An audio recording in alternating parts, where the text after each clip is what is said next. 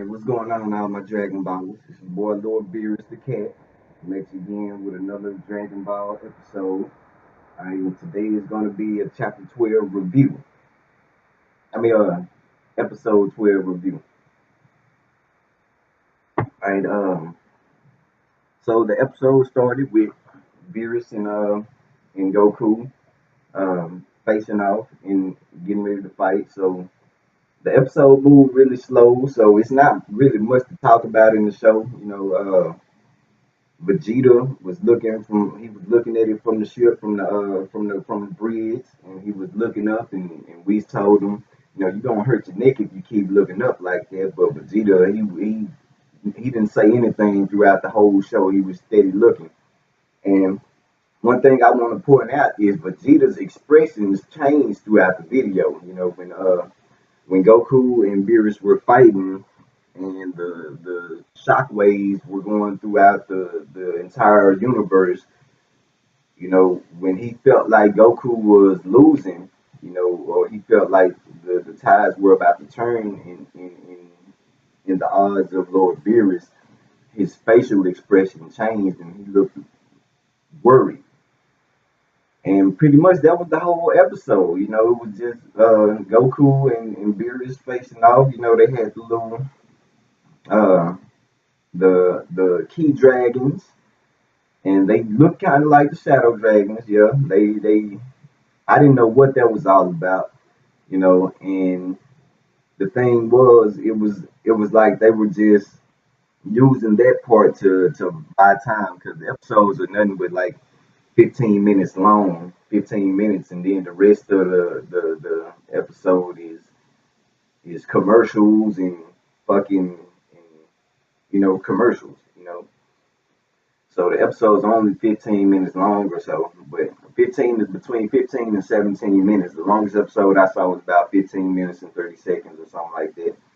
But um, that's pretty much where the video ended. It showed Goku and Beerus powering up most of the time and just exchanging blows. Goku got in one hit, and the episode ended with them off in a key blast exchange. So they were pretty much evenly matched through the key blast exchange, and it seems like Beerus is still more powerful. Goku said at the end of the video that Beerus is still holding back, but the Super Saiyan God power is not at its peak yet. So and I will stress this until it shows up, until it's proven otherwise. I will stress this point that the Super Saiyan God transformation is is just a placeholder for the Super Saiyan 4 transformation. The Super Saiyan 4, I'm the first one, I'm the only one to say this, but the Super Saiyan 4 transformation is the true form of the Super Saiyan God transformation. That's my theory. That's my analysis. So anybody else who you hear say that, I know a lot of the more popular Dragon Ball YouTubers are saying that it's their theory or whatever, and they're using my theories as their own personal theories. But I'm the one stating it I've been saying this for years, man. Since the Super Saiyan God transformation came out, I've been saying that the Super Saiyan 4 transformation is the true form of the Super Saiyan God transformation. Without the tail, their hair color can be whatever fuck color it wants to be, but until they get a tail and are able to transform into the Golden Great Ape, they will not reach the true Super Saiyan form, Super Saiyan God form. Okay, because if you look at it, if you look at Battle of Gods and see Shenron's depiction of the Super Saiyan God, and hear how he explains it, the original Super Saiyan God was able to defeat thousands, at least 1,000 of the great apes on Planet Saiyan or Planet Vegeta, whichever one it was, Planet Saiyan or Planet Vegeta. The original Super Saiyan God was able to take on these great apes, and he defeated several, I mean, several hundreds or thousands, however many of them it was. He defeated most. He defeated them. And if you look at GT, You know, one of the Dragon Ball YouTubers, you know, one of the most popular ones or the most knowledgeable ones, stated that his one of his videos was uh, Dragon who's stronger between the Dragon Ball Super characters and Dragon Ball GT characters. And I said the GT characters, with the exception of Beerus and Whis. Those are the two strongest characters in Dragon Ball history, as far as we know.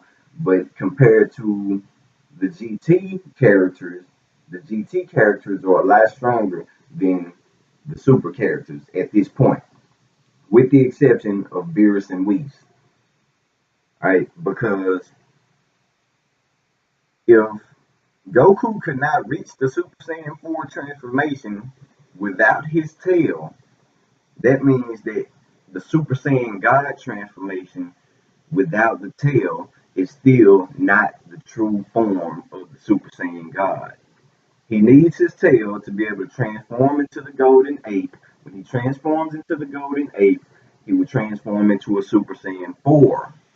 Okay, so his hair color can change all it wants to in Dragon Ball Super, but he will not be a Super Saiyan God until he is able to transform into the Super Saiyan 4, which is the fully evolved form of the Saiyan, or the Super Saiyan. It's the fully evolved form of a Saiyan, whether a normal Saiyan or a Super Saiyan. The Super Saiyan 4 is the fully evolved form of both of those forms.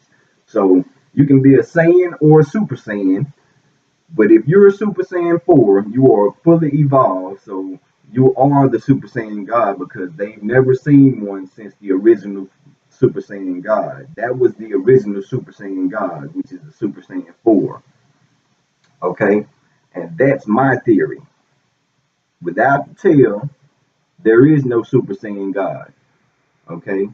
He might have the power of the transformation, but his body is still not the same, you know. In base form or Super Saiyan God, Super Saiyan form, whatever, his body is still susceptible to to weak attacks, as you saw in Dragon Ball Z Resurrection F. Sorbet hit him with a ring, with a key blast from a ring, and it just hit Goku and went straight through to his heart and blew a hole in his chest. Okay, but if he was in Super Saiyan 4, if he was a Super Saiyan 4 in Resurrection F, that that that blast from the ring would have hit him and had no effect because it is his body's transcendence of the great ape form.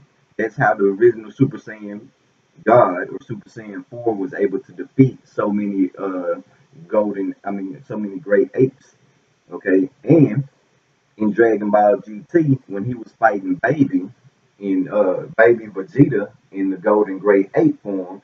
If you can tell, if you saw the fight, it was Goku in Super Saiyan 4, and he punched him in the nose, and it hurt him. It hurt the Golden Great Ape, which means that the Super Saiyan 4 is stronger than any Great Ape form. It is the Saiyan's mind and body transcendent of the Great Ape form. So Vegeta was able to control his mind in the Great Ape form in the Saiyan saga. We all saw it. But if Vegeta was a Super Saiyan in the Saiyan saga, he would have immediately transformed into the Super Saiyan 4 in his Great Ape form because he would have transformed into a Golden Great Ape. He would have kept his mind and he would have transformed into a Super Saiyan 4. So that's why Vegeta. Oh, and if you can tell, people are wondering if Vegeta is a Super Saiyan God right now or not. I don't think that he's an actual Super Saiyan God right now, but he has the mind of a Super Saiyan God. He's the Prince of all Saiyans, which means that if you watch GT, I know it's not canon. I'm not going to argue if it's canon or not, whatever, whatever. But Baby said he can use Vegeta's mind to link directly to Goku's mind, which means that Vegeta has that same ability. He can link his mind straight to Goku's mind, no matter what form he's in. His mind is linked straight to Goku's mind. He can use his mind to link to Goku's mind. So that's the reason why Vegeta can probably sense the fight, because he's the prince of all Saiyans, and he knows every ability that the Saiyan has, because he has every ability that the Saiyans has, and he has it more so than Goku. Okay, so the video ended. I mean, the show ended, with the key blast, and that's where it ended. So within this next 1 or 2 episodes, we'll see the end of the fight. We'll see how it goes down. The Kais are panicking, like they panic with every villain. They panic when Vegeta, King Kai panicked when Vegeta and the Saint and Nappa were on the way to Earth. He panicked with Frieza. They panicked with Majin Buu. Pretty much the Kais are afraid of everybody. They're gods, but they're weak. You know, but Grand Elder Kai, he has the ability to turn a cat into a lion. Basically, that's his power. He can unleash people's great power, but he has no real strength or power himself. But to unlock other people's power like Guru did on Planet Namek, he unlocked Krillin's and Gohan's and Dende's power on Planet Namek. And pretty much, Grand Elder Kai has that same ability. He can raise people's power level to um, unimaginable levels. So that's my video. That's my episode 12 review. All right. So share, comment, subscribe, rate. Join the conversation. Tell me what you think, and let me know. It's Lord Beers the Cat. I'm out.